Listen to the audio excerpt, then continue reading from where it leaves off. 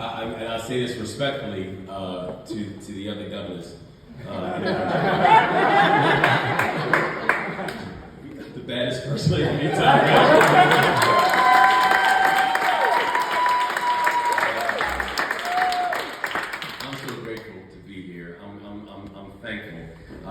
Chanel, just bless you and thank you for your leadership.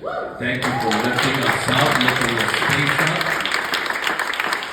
Thank you for the vision and everything you do. And also, Dr. Johnson should say thank you as well. Thank you for lifting us up. And I tell you, as an alpha man, I can tell you. It's too late, brother, to come on to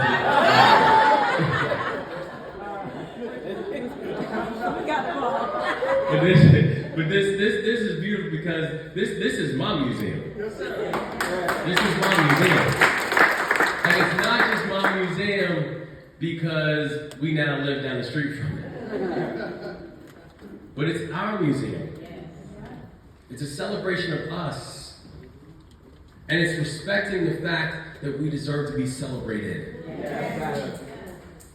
Our culture, our history, our contribution, our heritage, our past, and our future. Because when you understand that, you know how much power we have already internal and inside of us, and we don't need anyone else's validation.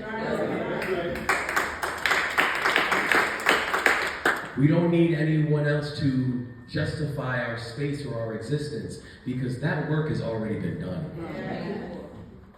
Because we know where we come from.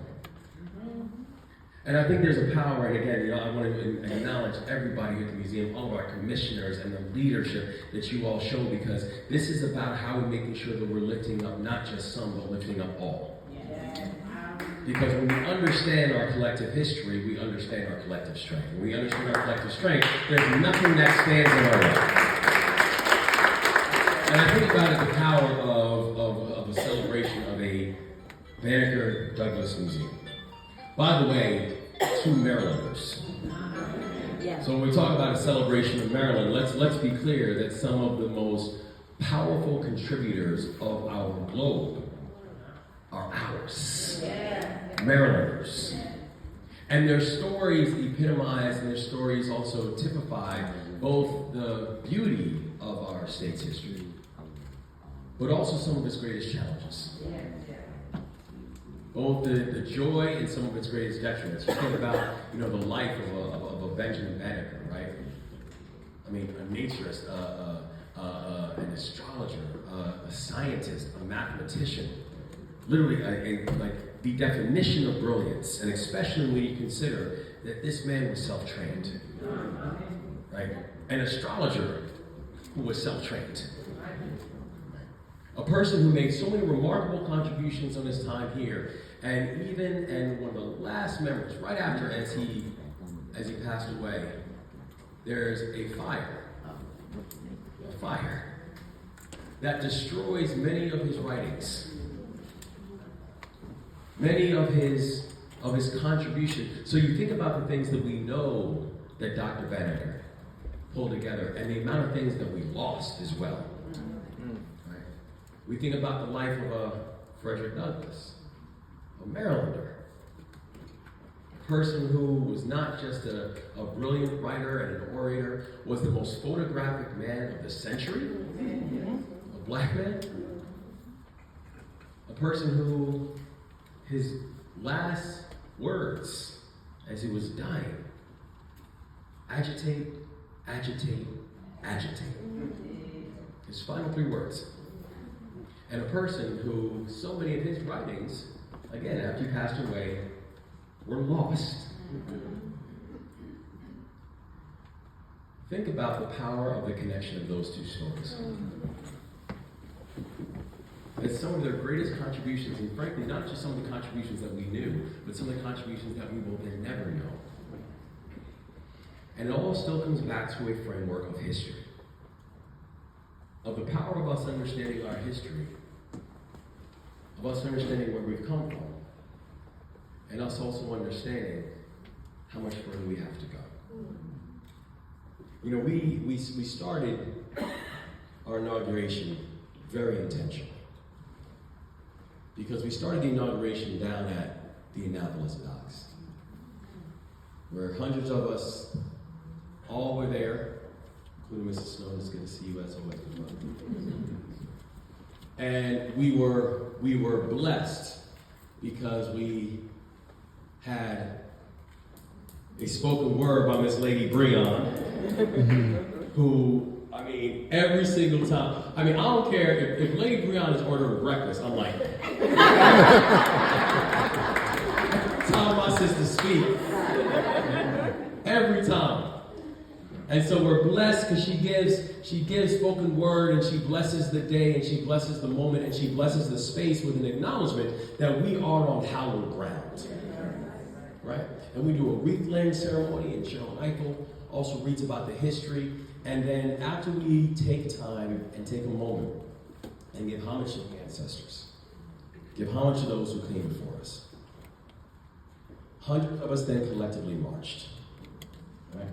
We marched from the docks to the State House, where inauguration took place.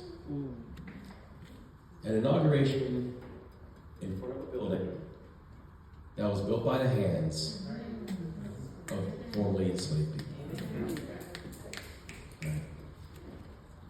But as we remembered on that day, this was not just acknowledging the fact that they were built by the hands of the formerly enslaved. This was built by the hands of survivors. People who have survived some of the greatest brutality that we've seen in our world history. And yet, in the words of Maya Angelou, still I rise. And it was amazing because, and I'll be brief, I'm sorry, but it was amazing because I remember literally, and it was like clockwork. As soon as the day was done, the attacks started coming. Right? Oh, he's starting his administration with indoctrination. That's not indoctrination. That's history. That's our past.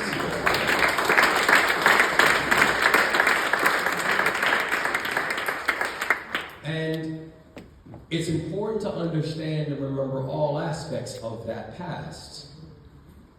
Because if you know your past and you know what people had to do and the sacrifices that had to be made in order for you to get there, then nothing is impossible. Right. There's nothing that stands in front of us that is too difficult. There's nothing that stands in front of us that is too challenging. There's nothing that stands in front of us that should wait till next year. Yeah. There's nothing that stands in front of us that says this can't be done because look at what's already been done. Look at where we stand. And the idea that we did it together, that the whole point of that was not to make a group or people or whoever feel bad. It was to make all of us feel empowered because this is our collective journey. This is a journey that we have made collectively as a community. This is a journey we've made collectively as a society. This is not one to poke or say, I told you so, but it's one where we can stand collectively together and say, look at what we can actually do if we actually choose to work together. And so when we talk about a celebration of the Maryland Year of Civil Rights, and I have to tell you, I'm a bit heartbroken that we're waiting until 2024 to be able to have this year. I'm honored by the fact that it's going to happen while I'm living. And it's time. And it's time. But I know this. The whole point of this year, the whole point of this celebration, the whole point of making sure that we are going to open up not just the Banneker-Douglass, not just Reginald Lewis, not just Blacks and Whites, but every single place and space where we celebrate and honor our history and celebrate and honor civil rights and Maryland's history is that that means it's not open to some. It's open to all. And we want all to be able to experience. We want all to be able to come learn. We want all to be able to come celebrate. We want all to be able to feel both broken and rebuilt at the same time. We want all of us to know that when we walk into these beautiful halls, you will both have your heart shattered and have your heart lifted. And that's the point. Because our history is tough. Our history is uneven.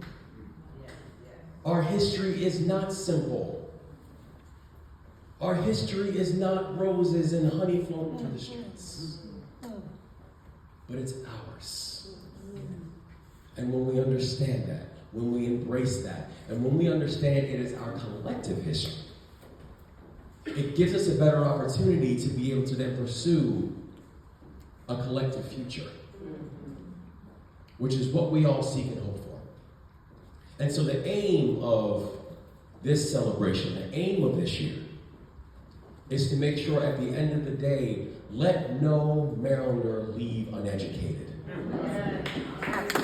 Let no Marylander leave with a false interpretation of our history. Let no Marylander leave without understanding the names that need to be remembered and celebrated and exalted. Let no Marylander walk away and say, I didn't know. And let no Marylander walk away and say, I don't know my role now.